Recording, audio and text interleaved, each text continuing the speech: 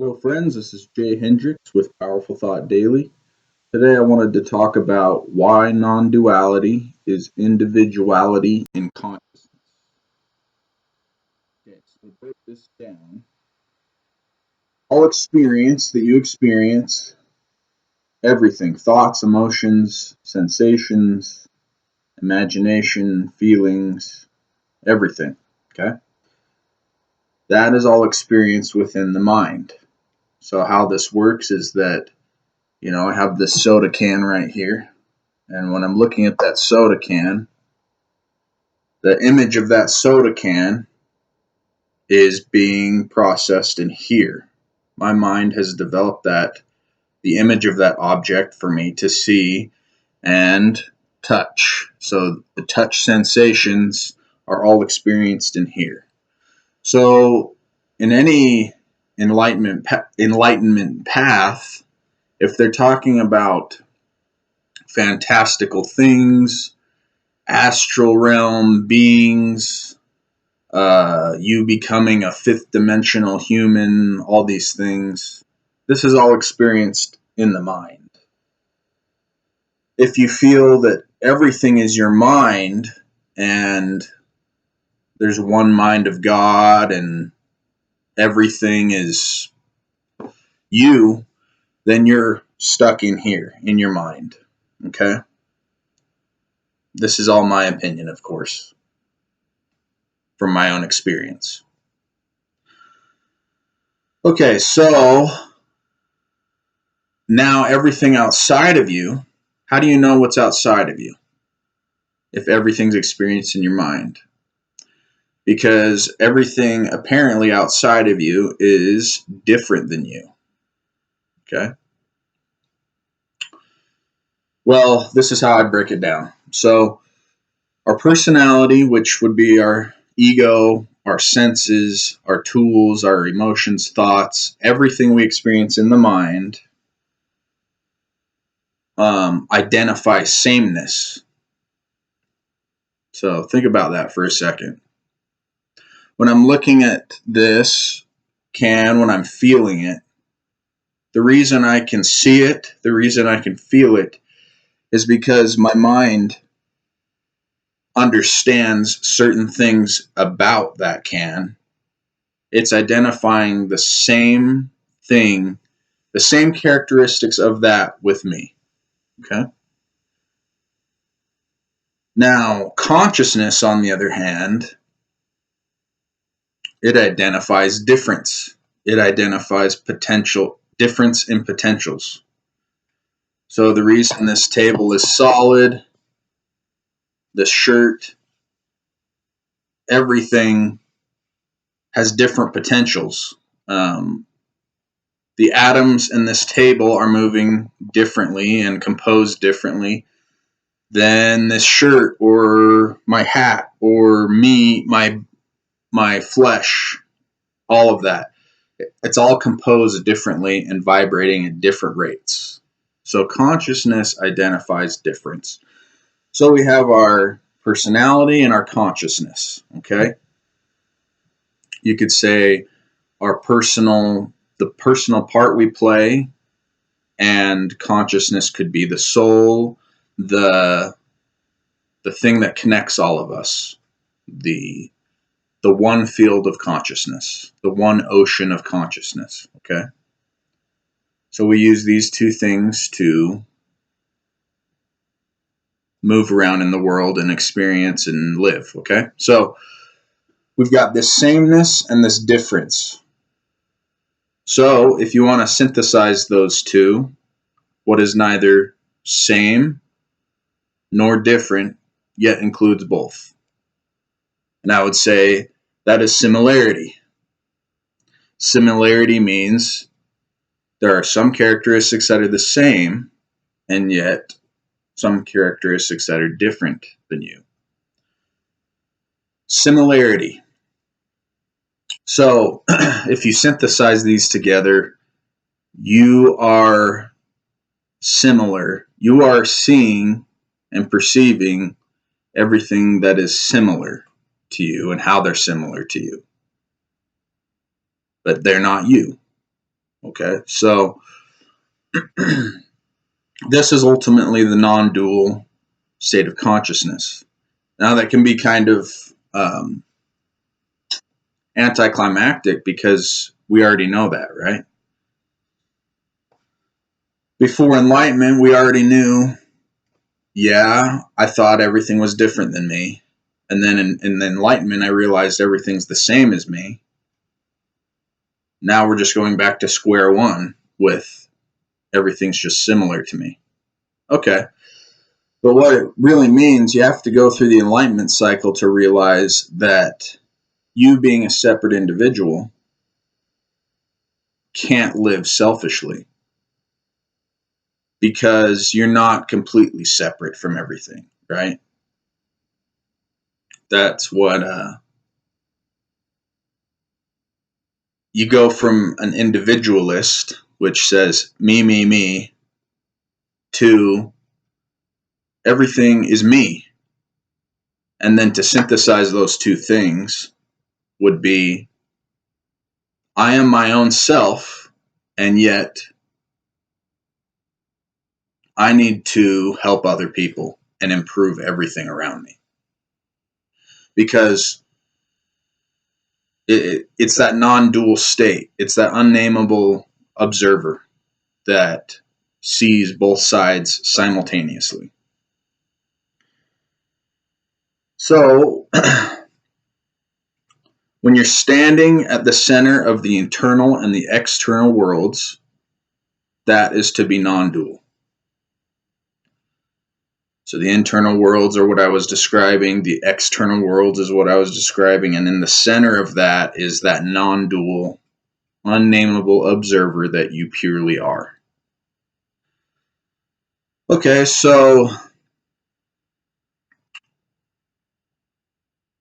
why do we need a personality? Why do we need a body, emotions, thoughts, and all of the imagination and experience that we have in here?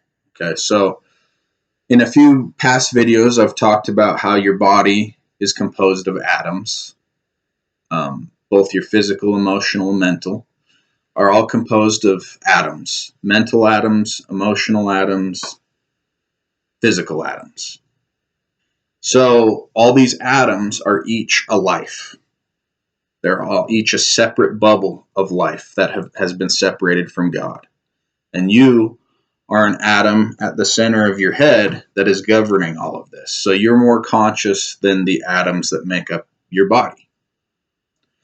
So why do we create this personality in this part, in this play? Why am I Jay, living my life, going to the grocery store, going to sleep, feeding my cats, everything? Why am I doing this? Well, I, the non-dual, unnameable observer, which is a God, have created this life and this personality to hold these atoms together. And to hold these atoms together is to allow them to relate to each other and to progress in their own life. So what you're doing is you are willingly creating this life, and you will experience suffering so that all of these atoms can progress and relate to each other. Just like you and I and everybody in the world and all the animals that we relate to and everything we relate to, we're doing that same thing with our God on a higher turn of the spiral. So you could say we're like atoms in God's body. And so that's the sacrifice we make. Because suffering and pain, what that is, it's when you, as the personality and the atoms of your body, the actual atoms of your body, they have a relationship, right? And pain is when you and those atoms realize the unconscious hold they and you have over each other.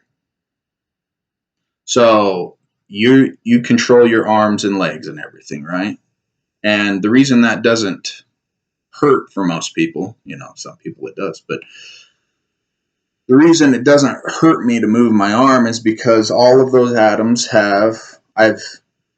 they have agreed with my personality to move when I will them to move. And that's because somewhere down the line, they were liberated. So whenever you feel pain, it's when you and them are experiencing the unconscious hold you have over each other. And so when you can get to the state of Christ consciousness, or when you find that vibration that heals and stills all dis-ease in meditation, and you realize it's at the center of everything, if you feel pain and you've realized your unconscious and their unconscious hold over each other, you can bring attention to that and allow the healing, easing vibration to ease that dis-ease of pain. And that process liberates those atoms unto higher progress. And so if you're at work and you have a boss that's super tyrannical and controlling, okay, and making your life completely miserable because he's telling you everything what to do and criticizing you about everything you have to do, forcing you to do everything. And this could flip around either perspective, but I'll take this perspective. So he's a tyrannical boss, and then maybe he has a change of heart and he realizes how much of a tyrant he is, and he begins to give you more freedom. Make your own decisions. I trust you. He makes you more independent. That's liberation. That's a little bit of liberation. So whenever we are unconsciously causing turmoil and pain in our emotions and our thoughts, misusing our thoughts, and then those turn into negative thoughts, those are the mental atoms under strict control and in pain, and you can release them and allow them to be free.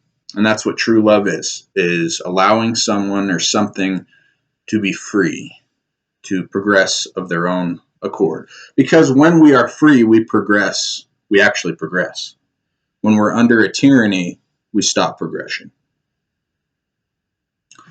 So once this whole process of life is liberating these atoms unto freer life, and what happens is that true love is manifested between you and them. And yes, they are free, but because they love you and you have made them free, they stick around to form a higher composition of your body. And when you fully do this, you form an immortal, resurrected body, as the story of and teachings of Christ portray, the resurrection of the immortal, perfected body.